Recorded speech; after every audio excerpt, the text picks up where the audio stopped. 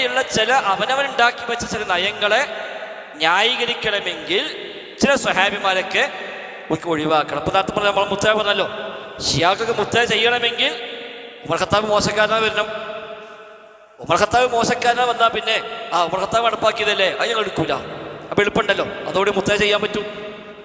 ഇങ്ങനെയുള്ള അവനവൻ കണ്ടെത്തിയ ആശയങ്ങളെ ന്യായീകരിക്കുന്നതിൻ്റെ ഭാഗമായിട്ടാണ് സ്വഹാബിമാരെ മോശാക്കുക, ബുദ്ധിക്കെതിരെ ഹദീസ് എന്ന് പറയാം, ഖുർആനെതിരെ ഹദീസ് എന്ന് പറയാം, ആ ഹദീസ് പരസ്പരം വൈരുദ്ധ്യമാണെന്ന് പറയാം.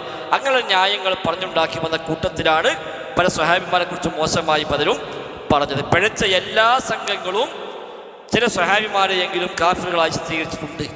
ഷിയാക്കൾ, ഖവാരിജ്, റാഫിലിയാക്കൾ, ഖദരികൾ, ജബരികൾ, ജഹമികൾ, മുഅ്തസിലിയാക്കൾ, അവരൊക്കെ സ്വഹാബിമാരെ മൊത്തത്തിലോ ചില സ്വഹാബിമാരെ പേരെടുത്ത് പറഞ്ഞുകൊണ്ടോ കാഫിറാണ് എന്ന് മുദ്ര കുത്തിയവരാണ്. അതാണ് ആയിഷ ബീവി പറഞ്ഞത്, അള്ളാഹു നമ്മോട് പറഞ്ഞത് സ്വഹാബികൾക്ക് വേണ്ടി പ്രാർത്ഥിക്കാനാണ്. എന്നാൽ ഇവർ ചെയ്തത് ആ സ്വഹാബിമാരെ ശപിക്കുകയാണ്. അത് ആദ്യം പറഞ്ഞാരാ? സ്വഹാബിമാരാണ്. റളിയല്ലാഹു അൻഹും വറദൂ അൻഹു, അള്ളാഹ് തൃപ്തിപ്പെട്ടവരെ അവർ അള്ളാഹിനെ തൃപ്തിപ്പെട്ടു. സൂറത്ത് തൗബ 100-ാമത്തെ ആയത്ത്. എന്നാൽ അള്ളാഹ് ഖുർആനിൽ പറയുമ്പോൾ ഇവരെ പറയാ ഒരു കാഫിറാണ്. അപ്പോൾ ഒരു പഴിച്ചുപറ്റുമ്പോൾ തെളിവതാണ്. ഇബ്നു അബ്ബാസ് ഖദരിയാക്കളുമായി സംവാദം നടത്തി. ഖദരിയാക്കളുമായിട്ട് ഇബ്നു അബ്ബാസ് സംസാരിച്ചപ്പോൾ എന്ന് ഇബ്നു അബ്ബാസ് പറഞ്ഞു, നിങ്ങൾ പിഴച്ചവരാണെന്ന ഏറ്റവും വലിയ തെളിവ് നിങ്ങളെ കൂടെ ഒരൊറ്റ സ്വഹാബിയും ഇല്ല എന്നതാണ്.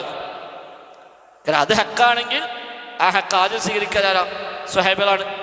ഒറ്റ സ്വഹാബികളൊപ്പം ഇല്ല. അപ്പോൾ മനസ്സിലാക്കാൻ നിങ്ങൾ വെച്ചതാണ്. ഒരു സ്വഹാബി ഷിയാക്കിന് സ്വഹാബില്ല, ഖവാരിജിന് സ്വഹാബില്ല, അതേപോലെ മുഅ്തസിലിയാക്കിന് സ്വഹാബില്ല ചേർക്കും. അങ്ങനെ പിഴച്ച സംഘങ്ങൾ ഏതൊക്കെ വന്നു അതിലൊന്നും ഒരു സ്വഹാബി ഇല്ല. അപ്പം പിന്നെ സ്വഹാബിമാരൊക്കെ മോശക്കാരെ ചിത്രീകരിച്ചാൽ എളുപ്പമുണ്ടല്ലോ. അതിനുവേണ്ടി കണ്ടെത്തിയ മാർഗമാണ് വിശിഷ്യ അബൂ ഹുറൈറ റളിയല്ലാഹു പോലുള്ള പ്രഗത്ഭരായ സ്വഹാബി. ഓരോ ഏറ്റവും കൂടുതൽ ഹദീസ് ഉദ്ധരിച്ചത്. അപ്പോൾ ഓരോ മോശക്കഥ വന്നാൽ പിന്നെ ഒരുപാട് ഹദീസ് പോവും. മൊത്തം വിശ്വാസകാര്യങ്ങളൊക്കെ അതോടുകൂടി ഇല്ലാതാക്കാൻ പറ്റുന്ന പ്രത്യക്ഷത എന്താ പറയുക, നമ്മൾ ഖുർആൻ ഹദീസൊക്കെ എടുക്കും. ഹദീസൊക്കെ നമ്മൾക്ക് വലിയ ബഹുമാനമാണ്. പക്ഷേ അബൂ ഹുറൈറ പറഞ്ഞ ഹദീസ് അത് ഇങ്ങോട്ട് എടുക്കണ്ട. അപ്പോൾ കേൾക്കണമൊക്കെ തന്നെ ഒരു ഹദീസിന് എതിരൊന്നുമല്ല. പക്ഷെ ഇതോടുകൂടി ആർക്കൊക്കെ ഹദീസാണ് മാറുന്നത്. അല്ലാഹു അഅലം. അവിടെ നോട്ടെ. എന്നാലും 5 കാര്യം നബി തങ്ങളുടെ വസിയ്യത്തായി ഉപദേശമായി നമ്മൾ പഠിച്ചു. കഴിവിൻ്റെ പരമാവധി നമ്മൾ പ്രാവർത്തികമാക്കാൻ ശ്രമിക്കുക, പകർന്നു കൊടുക്കുക. റബ്ബ് സുബ്ഹാനഹു വ തആല തൗഫീഖ് നൽകി അനുഗ്രഹിക്കുമാറാവട്ടെ.